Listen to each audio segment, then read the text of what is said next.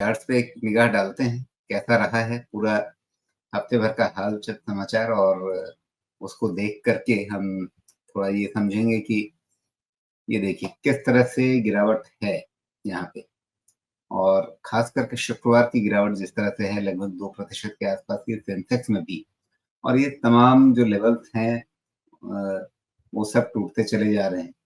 अब इसके बाद अभी सोमेश जी वापस जुड़ते हैं तो फिर उनसे यही पूछना पड़ेगा जो चुनाव के दिन वाला या नतीजों के दिन वाली जो उठापटक थी 4 जून की, अब ऑप्टिकली देखें तो ये लेवल सामने-सामने नज़र आने लगा है। हालाँकि मेरी नज़र इस बात पे भी रही है जो ये पिछला कंसोलिडेशन वाला फ़ेज़ रहा है, इसके बारे में हम लोग पहले भी बात कर चुके हैं और इस लेवल पे आगे नज़र रखनी पड़ेगी तो आपके सामने एक उम्मीद ये हो सकती है कि बहुत कुछ नहीं तो आप इन स्तरों पर कहीं समर्थन लेते हुए देखें, ये सेंसेक्स का चार्ट है, निफ्टी को में भी इसी लेवल को अगर हम देख लें, तो निफ्टी में भी आपके पास लगभग यही स्तर आते हैं। अ, मोटे तौर पे 21,800 के आसपास के जो पिछले कार्यक्रम में अगर मैं अ, ठीक से याद कर रहा हूँ तो पिछले कार्यक्रम में इस लेवल पे बात हुई थी और उसके बाद तो फिर अपना ये 21,300 के आसपास का वो लेवल है ही जो 4 जून 2024 का है, जब चुनाव का परिणाम कैसा आया इसको लेकर के एक असमंजस बना, एक लोगों में दुविधा बनी, घबराहट बनी और उसके चलते इस तरह की एक हलचल हमें देखने को मिली थी। तो क्या इन स्तरों को हम रिविज़िट करने जा रहे हैं? ये एक बड़ा सवाल है हमारे सामने और इस बीच ये जो एक पैटर्न मैंने राउंडिंग बॉटम का या जिसको मैं कहता हूँ कटोरी, इसको मतलब बाज़ार फ़ॉलो करेगा या अब ये इससे बाहर निकलने लगा है? क्योंकि अभी तक हमने थोड़ा देखा कि अच्छा ठीक है, कटोरी का बेस शायद नीचे बन रहा हो, लेकिन अभी तक वास्तव में बेस बनने का कोई संकेत नहीं है। जो सोमेश एक बार अक्सर ये कहते हैं कि पहले बेस बनना तो शुरू हो, तो अभी बेस बनना शुरू हुआ नहीं है इसमें। हालाँकि बीच में एक फ़ेज़ था जब लग रहा था ऐसा, कि ये बेस बन रहा है और उसी समय मैंने इस कटोरे की रचना को यहाँ पे डाला था, लेकिन ऐसा लग रहा है कि अब बाज़ार किसी और मोड में जा रहा है। तो यहाँ पर अब सोमेश जी वापस जुड़ें तो फिर इन लेवल्स को ज़रा और ठीक से समझा जाए और हमने जो बैंकिंग स्टॉक्स को देखा था तो निफ्टी बैंक में भी अब ख़ास करके ये जो 48,000 के आसपास के स्तर हैं, 48,000 पे हमारी नज़र पहले से बनी रही है और उसके आसपास एक सपोर्ट बन सकता है क्या? तब उन स्तरों के आसपास ये पहुँचने लगा है, तो इस स्तर की अब परीक्षा हो जाएगी। नए हफ्ते में शायद या तो यहाँ सपोर्ट मिल जाएगा या फिर अगर बाज़ार को कुछ और करना है, तो वो अपने तरीके से कर लेगा। इसके बाद हमने आईटी सेक्टर पे निगाह डाली थी, तो आईटी सेक्टर का ये पिछले दिन का कैंडल देखिए। जिस तरह से इस कैंडल में हमें एक झटके से एक बड़ी गिरावट दिख रही है। हालाँकि एक रिट्रेसमेंट यहाँ चार्ट पे डला हुआ है और उस रिट्रेसमेंट में 61.8% जो है, वो ऐसी जगह पर है जहाँ पर इस कैंडल की जो नीचे की स्थिति है, लगभग वहीं पर आती है। एक ही दिन में इसने लगभग 50% से 61.8% रिट्रेसमेंट पूरा कर लिया। लेकिन अभी फिर वही है कि अचानक से जो इतनी तेज़ी से इसमें गिरावट आई है, उसके बाद कहीं पर ये रुके, अभी तो ये गिरती छुरी की तरह से काम कर रहा है और आईटी सेक्टर में ख़ास करके शुक्रवार को तमाम शेयरों में जिस तरह से धुआँधार बिकवाली हुई है, वो अपने आप में काफ़ी एक डरावनी बिकवाली ही कही जा सकती है। अब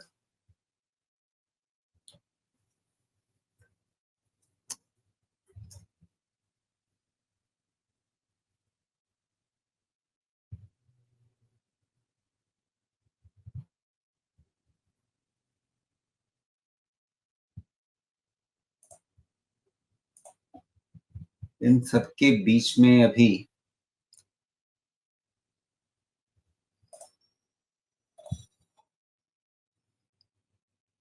अमेरिकी बाज़ारों का थोड़ा हाल देखा जाए, एक दिलचस्प स्थिति यह रही कि शुक्रवार को जिस दिन ट्रम्प साहब और ज़ेलेंस्की की प्रेस वार्ता, ऐतिहासिक प्रेस वार्ता हुई, उस दिन अमेरिकी बाज़ार में थोड़ी हरियाली नज़र आई है और इसने यहाँ पे एक अच्छी चाल दिखाई है और कुछ ऐसा ही रुझान हमें S&P 500 में भी देखने को मिला, जहाँ पर एक अच्छी चाल वापस बनती हुई दिखी। तो अमेरिकी बाज़ारों की ये कहानी तो अपने आप में दिलचस्प है ही। अब शोमेश हमारे साथ वापस जुड़ गए हैं। चलिए, बहुत अच्छा हुआ। आप बीच में तो मुझे लगने लगा था कि क्या हुआ, कुछ ज़्यादा लंबी दिक्कत हो गई क्या? मुझे तो ऐसा लगा कि मेरे बोलने से ट्रम्प और बाइडेन ऐसे नाराज हो गए कि सब जगह छोड़ के मेरा ही नेट उड़ा दिया वहां से। नहीं तो अभी तो मस्क साहब का नेटवर्क यहाँ पर आया नहीं है ना। आया नहीं है लेकिन उनका एक्सेस तो कहीं से कुछ भी हो सकता है, तो हो सकता है। हालांकि पहले तो मैं फिगर आउट नहीं कर पा रहा था कि मेरा गया कि आपका गया, लेकिन जब तक मैं समझ पाया तो थोड़ी देर हो गई थी। जी। हाँ। चलिए, तो अब जहाँ पर हम लोग थे वहाँ से आगे बढ़ते हैं और हम लेवल्स को देख लेते हैं, उसके बाद आपसे जीडीपी की भी बात करनी है। आपने अपने शुरुआती कमेंट में कहा कि बाज़ार का मूड मिजाज ऐसा है कि मतलब जीडीपी के इतने ठीक-ठाक आंकड़े आए और ख़ास करके इस पर्सपेक्टिव में कि आपको पिछली तिमाही में 5.4% का फिगर देखने को मिल गया था। वहाँ से एकदम से वापस हुआ है बाउंस 6.2 पर। मोटे तौर पे लोगों के अनुमानों के आस-पास है। किसी का 6.3 भी था, तो वो उनकी रिपोर्ट आ रही है कि नहीं, थोड़ा-सा कम रह गया है। लेकिन फिर भी हम ये कह सकते हैं कि मोटे तौर पे एक बाउंस बैक है और उस बाउंस बैक में एक रिलीफ दिख रही है लोगों के जो भी अ, रेटिंग एजेंसियों की भी रिपोर्ट है, उसमें भी यही है कि हाँ, चलिए वापस अर्थव्यवस्था ने अपने आप को सँभाल लिया है, पटरी पर आ रही है वापस। तो अगर अर्थव्यवस्था पटरी पर हमारी आ रही है, वैल्यूएशन इतना ठीक-ठाक करेक्ट हो चुका है, तो अब इसके बाद मतलब बाज़ार में इतना पैनिक क्यों है? और इस रजनीश, पैनिक में बात कौन से लेवल्स के लिए हम तैयार रहेंगे? हमारा सारा अच्छे डेटा को भी मार्केट इग्नोर कर रहा है। मेरे हिसाब से जीडीपी का टर्न अराउंड हो गया है और ये धीरे-धीरे करके आपको अगले फाइनेंशियल में 6.75% के ऊपर स्टेबलाइज़ होता हुआ भी दिखेगा। रीज़न समझाता हूँ। अभी जो हाई फ्रीक्वेंसी डेटा आपको दिख रहा है, जीएसटी कलेक्शंस आई थिंक 1.8, 1.9 ये सब रेंज में लाख करोड़ में आ रहा है। जी, ये अपने आप में हमारा इंडिकेटर है, जो हमारा डायरेक्ट टैक्स कलेक्शन जिस तरह से बढ़ रहा है, अपने आप जी, में ये इंडिकेटर है कि हमारी जीडीपी जो झटके में थी, जो 5.4 या समथिंग गई थी, वहाँ से निकल चुकी है। अब इसकी ट्रैजेक्टरी अप है और ये इस बात को जस्टिफ़ाई भी करता है कि उतना नीचे जाने का कारण यही रहा है कि हमारे यहाँ इलेक्शंस रहे हैं उस समय। इसके कारण काफ़ी सारा डिसीज़न्स पेंडिंग रहा है, फ़ोकस नहीं था। इन सब चीज़ों को जस्टिफ़ाई भी करता है। अब वापस सरकार लग गई है काम पे। तो इस बात को अब हम पेसिमिस्टिक रहें कि ऑप्टिमिस्टिक रहें? मेरे हिसाब से मैं ऑप्टिमिस्टिक हूँ। काम शुरू हो गया है, काम तो चल ही रहा है। अब जो कंजम्पशन बूस्ट हमको मिला है, ये कंजम्पशन बूस्ट का असर हमको देखने को मिलेगा, लेकिन 6 महीना तो समय लगेगा। अप्रैल एंड से धीरे-धीरे लिक्विडिटी बाज़ार में आने लगेगी, जो भी हमको टैक्स रेट जो 12 लाख का टैक्स का जो छूट मिला है, 12 लाख तक टैक्स नहीं लगेगा। 12 क्या 12.75 तक टैक्स नहीं लगेगा इफ़ेक्टिवली। तो इन सब का जो पैसा है, जब एक बारी सैलरी क्रेडिट होनी शुरू होगी, तो धीरे-धीरे अब वो या तो इन्वेस्टमेंट में जाए, कंज़म्पशन में जाए, समय बताएगा। लेकिन आएगा तो नेट-नेट इकोनॉमी में। ऊपर से रेट कट शुरू हो चुका है, लिक्विडिटी इन्फ्यूज़न शुरू हो चुका है, जिस कारण से बाज़ार या स हमारी हालत ख़राब थी, लिक्विडिटी का कंडीशन हमारा ख़राब था।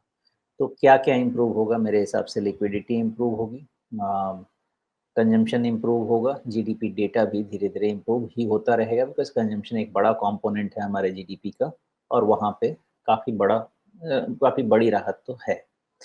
मेरा अंदाज़ा यही है कि जितनी खराब चीज़ें हैं, ये हमारे सामने डेटा में है।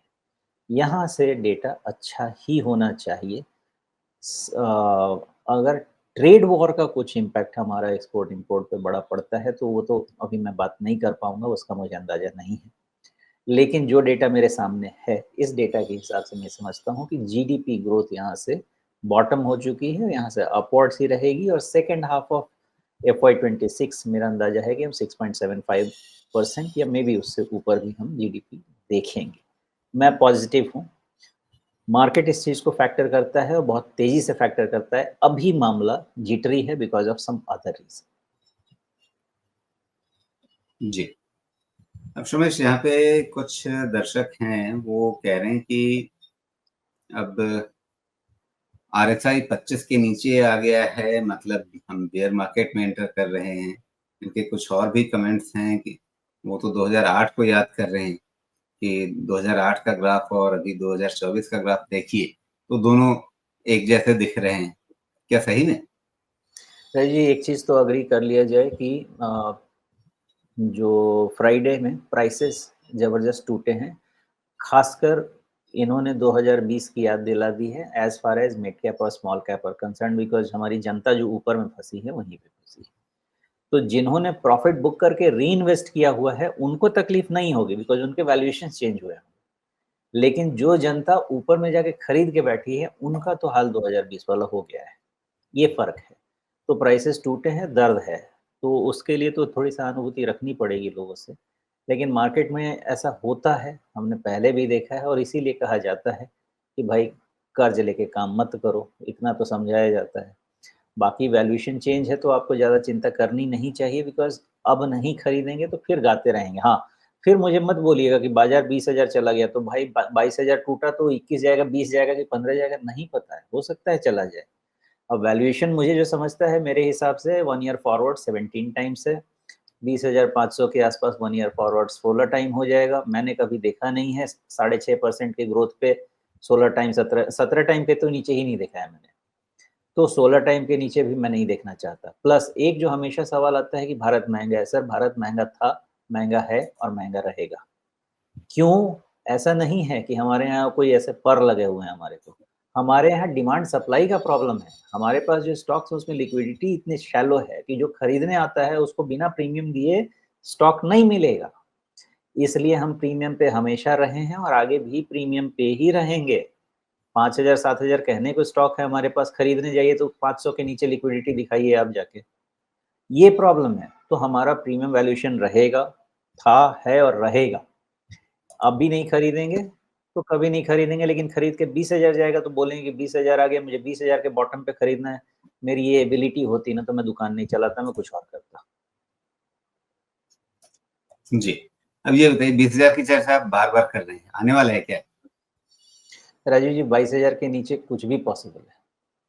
क्योंकि 22,000 मैंने जो वैल्यूएशन फैक्टर किया हुआ था अगर आपको याद हो तो 22,000 पे मैंने बोला 100% इन्वेस्टेड रहेंगे, मैं तो 23,000 पे ही 100% इन्वेस्टेड रहने को तैयार था, मैं हूँ। अब जो मैं कर रहा हूँ चीज़ों को थोड़ा-सा मैं क्या बोलते हैं स्विच कर रहा हूँ बिकॉज़ काफ़ी सारे ऐसे स्टॉक आ गए हैं जो रिटर्न में जिसमें मैं पड़ा हूँ कुछ में। अगर मुझे 20% मिलेगा तो उसमें मुझे 100% मिलेगा। तो वो जिस चीज़ में समझ में आता है, तो मैं डिसीज़न लेने में पीछे नहीं रहता और ऐसे समय में ना मैं डबल काम करता हूँ। मुझे बैठ के रहना पसंद नहीं है। अब यहाँ रोग आके क्या करेंगे? मौका मिला है काम करो, कल अच्छा होगा, आपका दुगना अच्छा हो जाएगा, लेकिन रोने से कुछ नहीं होता। मुझे लगता जी। है ये एडजस्टमेंट कर लीजिए बस। लेकिन 22,000 अभी गया नहीं है। 22,000 मतलब शुक्रवार का भी जो निचला स्तर था वो 22,105 का है। तो पहली चीज़ की 22 कटा नहीं है अभी। दूसरे उसके नीचे मैंने आपसे पहले भी पूछा था 21,700-800 के आसपास का जो रेंज दिख रहा है। आप देखिए ना यहाँ पे कितने बॉटम बने हुए हैं जनवरी से जून-जुलाई के बीच में पिछले साल। 1, 2, 3, 4 उससे पहले भी थोड़ा-सा नीचे-नीचे वाले बॉटम थे। अगर आप उनको छोड़ भी दें, तो भी कम से कम 3-4 बॉटम तो आपको लगभग एक जैसे रेंज पे दिख रहे हैं।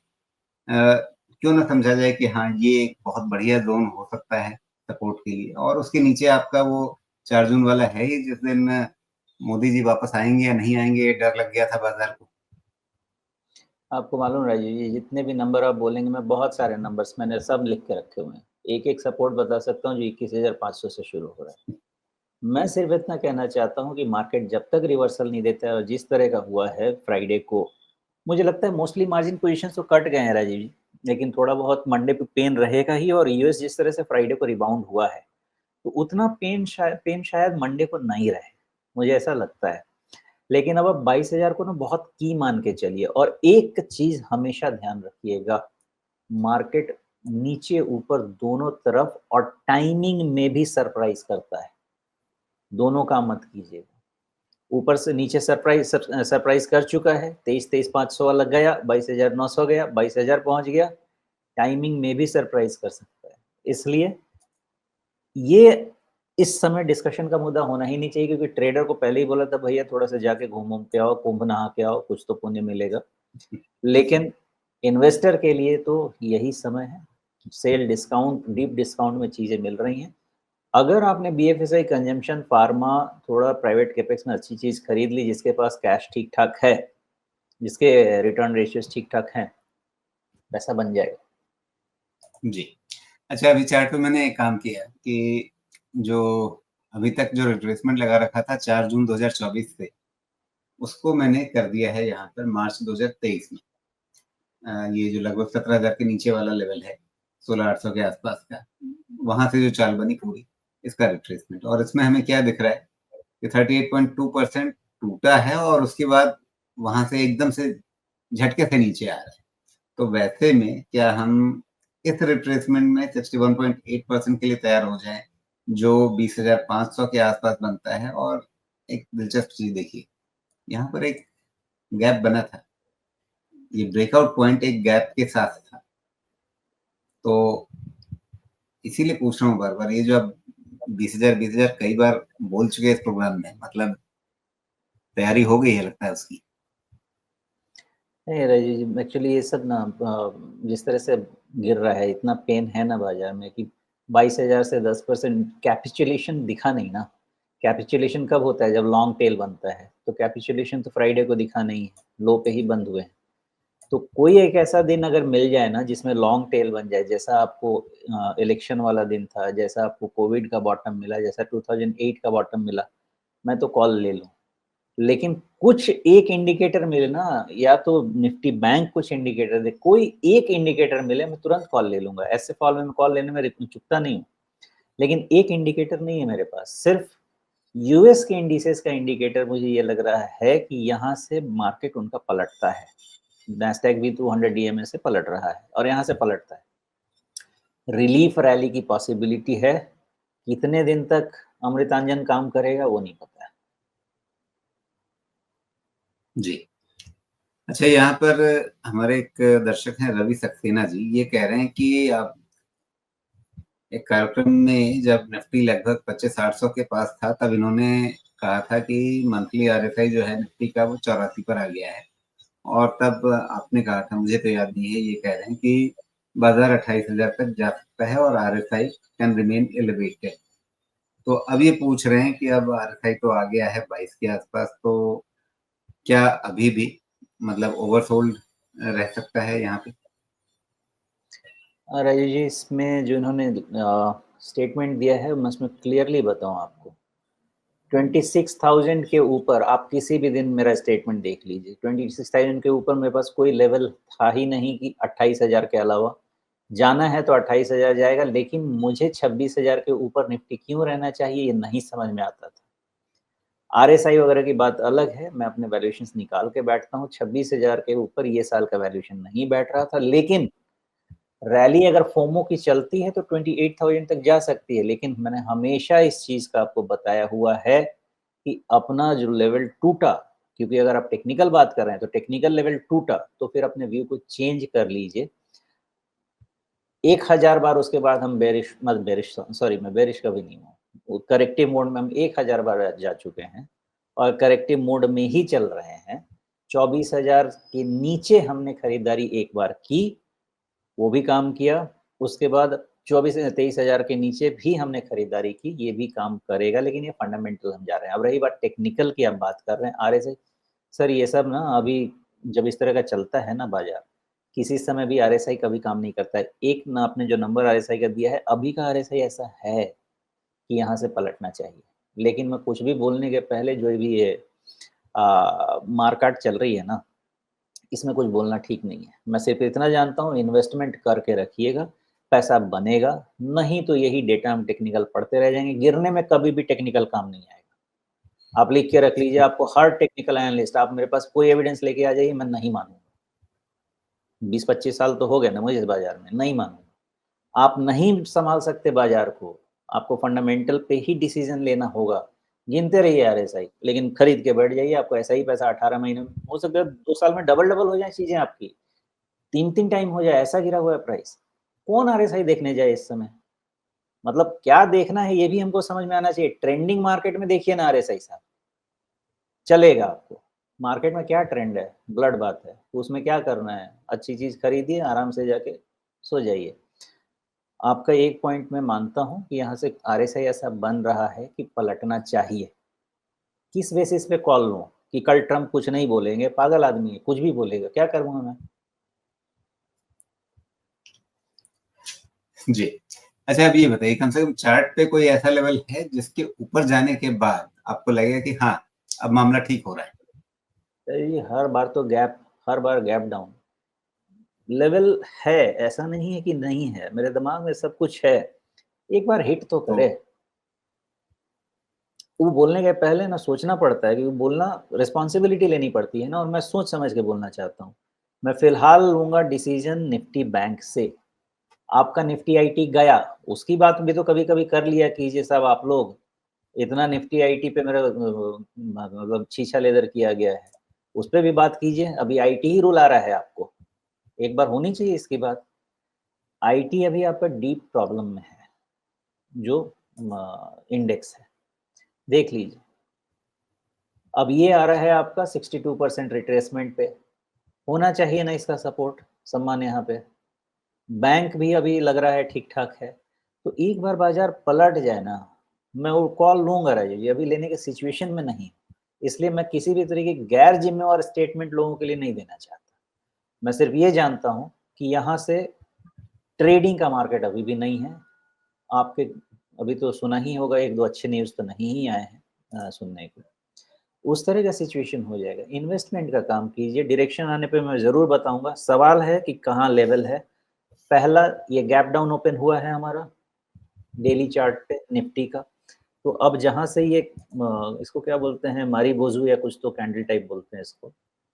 ये इसका अपना ओपन जो है ना, यही आपके लिए रेजिस्टेंस है। ये निकल गया तो मान के चलेंगे कि शायद शायद क्योंकि 22,000 एक इम्पोर्टेंट है प्लेस, तो ठीक-ठाक यहाँ पे बनेगा मामला। लेकिन यानी एक बार मोटा-मोटी टूट गया 22,500। हाँ, वो निकला तो फिर थोड़ी शॉर्ट कवरिंग आएगी। 23,000 के पहले मुझे लगने लगेगा के बाद मुझे लगने लगेगा कि हो गया। अब ठीक-ठाक हो गया है, अब हम चलेंगे। लेकिन डिसीज़न क्या नहीं ले पा रहा है ना राजू जी, कि ये जो आपका फॉल वाला स्ट्रक्चर है, ये क्या एक बार और नीचे ले जाके 20,000 ले जाके अपना पूरा एबीसीडी वाला पैटर्न कंप्लीट करेगा? ये डिसीज़न मेरे से नहीं हो रहा है। क्योंकि ये जो दूसरा वाला जो फॉल है ना, वो दूसरा वाला फॉल के बाद जो अभी फॉल होना शुरू हुआ है, ये डिसीज़न लेना थोड़ा-सा मुश्किल है, बिकॉज़ 22,900 मेरे लिए बहुत क्रूशियल था, बहुत ज़्यादा क्रूशियल था। और वो छूटने के बाद बाकी कोई भी कदम थोड़ा-सा फूँक-फूँक के रखना पड़ेगा। फिर जी। भी मैं फिर रिपीट करूँगा, ट्रेडिंग के लिए थोड़ा-सा इंतज़ार कर लीजिए, और आप लेके कुछ भी काम करना चाहें, अगर मान लीजिए ट्रेड करना चाहते हैं, इंट्राडे के अलावा कुछ मत कीजिएगा, दूसरे दिन सुबह उठेंगे कहाँ जाके बाज़ार मिलेगा नहीं पता। इंट्राडे कर लीजिए, 22,000 का सपोर्ट ले लीजिए, कर लीजिए, कोई दिक्कत नहीं है। लेके माल मत जाइए।